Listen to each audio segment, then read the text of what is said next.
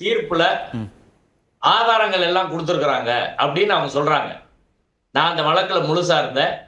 அனைத்து சாதி அர்ச்சகர் மாணவர் சங்கம் சார்பில் இடையீட்டு மனு தாக்கல் செய்து 11th ரெஸ்பாண்டன்டா நான் ஆஜராகி நான் பேசியிருக்கிறேன் நானு. அவரு ராம ரவிக்குமாரோட பெட்டிஷன் என்கிட்ட இருக்கு. இதான் அவங்க ஃபைல் பண்ண டைப் செட்டு. இதுல அவர் பெட்டிஷன் இருக்கு.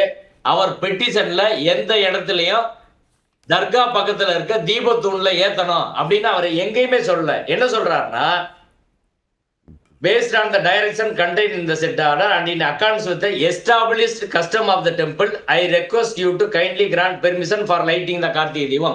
Established custom எங்க இருக்கோ அங்க ஏத்துங்கன்றாங்க அவர் கேட்கிறாரு. அவர் கேட்காத ஒண்ண அவர் பெட்டிஷன்ல கேட்கல. மேண்டாமஸ்க்கு ஒரு பெட்டிஷன் கொடுத்தா கேட்க முடியும்.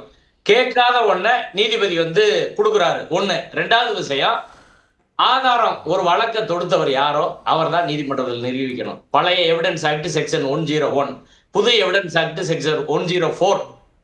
ராம ரவிக்குமார் அவர் பெட்டிஷன் இருக்கு என்கிட்ட.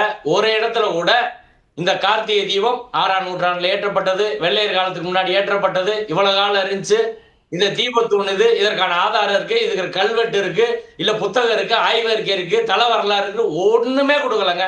ஒரு சின்ன துண்டு பேப்பர் கூட அது தீபத்தூண் என்பதற்கான எந்த ஆதாரத்தையும் அவர் நீதிமன்றத்தில் சமர்ப்பிக்கவில்லை. நீங்க என்டையர் அவர் பெட்டிஷனை படிங்க, அவங்க டைப் செட்டை பாருங்க, அதுக்கப்புறம் நீதிபதி அவர்கள் உத்தரவை பாருங்க. ஒரு இடத்தில் கூட அது தீபத்தூண் என்பதற்கான ஆதாரம் சமர்ப்பிக்கப்படவில்லை. அதே சமயம் ராம ரவிக்குமாருக்கு ஆதரவாக வழக்கறிஞர் ஆனந்தவள்ளி அவர்கள் இடையீட்டு மனு தாக்கல் செய்தார்.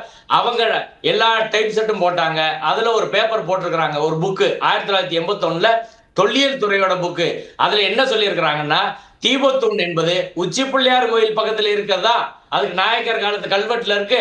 அந்த கல்வெட்டுல என்ன சொல்லி இருக்கு, புண்ணியவான்கள் இங்க தீபம் ஏற்றுவாங்க, கார்த்திகை தீபம் ஏற்றுவாங்கன்னு எல்லாரும் அவங்க தரப்பு தாக்கல் செய்த மனுவுல அவங்க தரப்பு எவிடன்ஸா கொடுத்தது கோயில்ல உச்சி பிள்ளையார் கோயில் பக்கத்துல இருக்கிற இடத்துலதான் ஏத்துவாங்கன்றத அவங்க கொடுத்துருக்காங்க. நான் ஒரு PhD தீசிஸ் கொடுத்தேன் 1989.